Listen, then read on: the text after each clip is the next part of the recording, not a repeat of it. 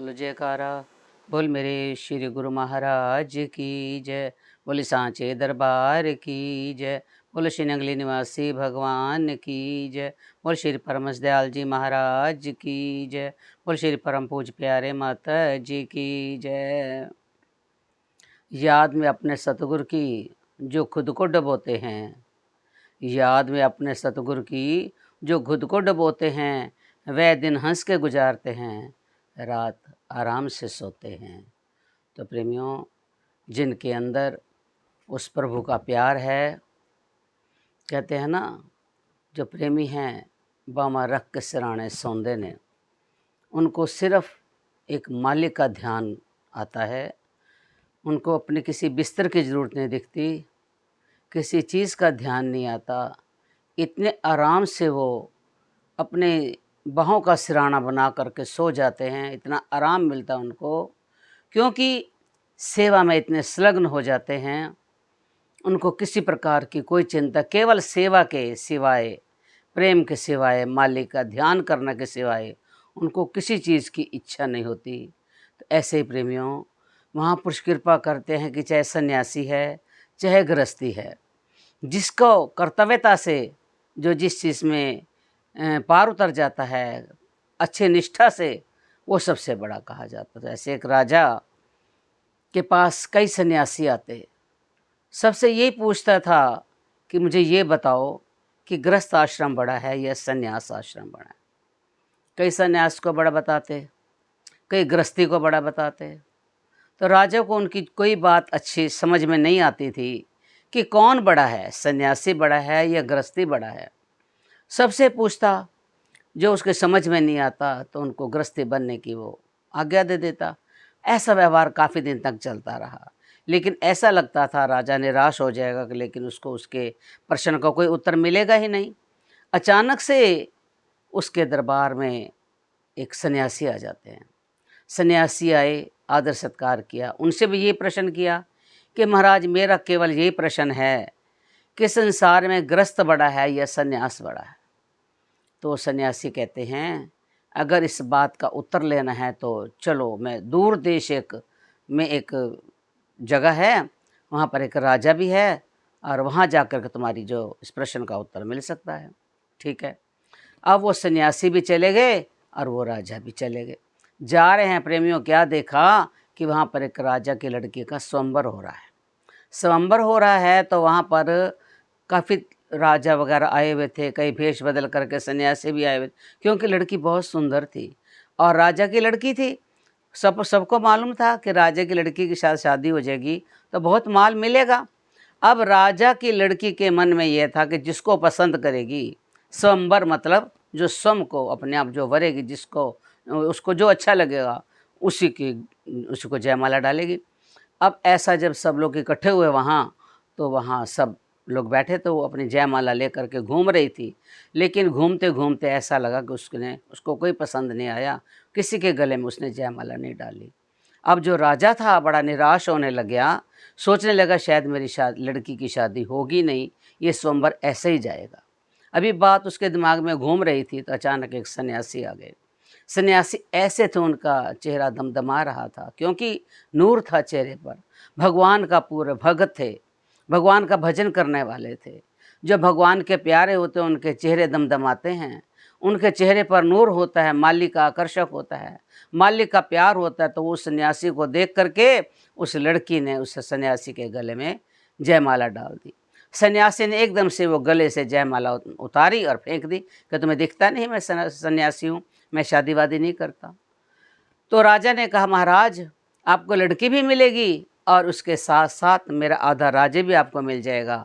ऐसा कहते कहते राजा की लड़की ने दोबारा से उसके गले में, सन्यासी के गले में जयमाला डाल दी तो उन्होंने फिर उतार के फेंक दी कि नहीं, मुझे इन चीज़ों की ज़रूरत नहीं है। ऐसा करते हैं प्रेमियों। अब वो तो सन्यासी जो थे सब कुछ फेंक फांक के वो तो चले गए, जा रहे हैं। लड़की कहती है मैं शादी करूँगी तो इनसे करूँगी, नहीं तो मर जाऊँगी। अब वो सन्यासी जा रहे हैं, उनकी लड़की उनके पीछे पीछे चली गई। जाते जाते घोर जंगल में कहीं पहुँच गए। जब वहाँ पहुँचे तो जो सन्यासी थे वो तो किस रूप में थे, क्या थे, ये तो मालिक जानते हैं। तो एकदम से अदृश्य हो गए। लड़की वहाँ पर अकेली रह गई। लड़की अकेली रही तो पीछे पीछे जब वो सन्यासी भी जा रहे थे, जो दूसरे आए हुए थे, तो राजा भी उनके पीछे पीछे चले गए। जाके देखा लड़की बहुत अकेली बैठी और बहुत दुखी हो रही है, क्योंकि अकेली थी। अब वो लोग सन्यासी भी और राजा भी वहाँ पर बैठे, कहने लगे कि क्यों, अब चलो घर पे, रात अंधेरी ज़्यादा हो चुकी है। तो लड़की कहने लगी मैं तो घर पे जाऊँगी नहीं। उन्होंने कहा नहीं, आपको घर जाना पड़ेगा। जैसे कैसे कह करके उस लड़की को राजा भी सन्यासी उनके घर लेके आ गए। जब आए तो राजा ने कहा कि अब मुझे इसका प्रश्न का उत्तर तो मिला नहीं, इसका क्या उत्तर था? तब उन सन्यासी ने ये बताया।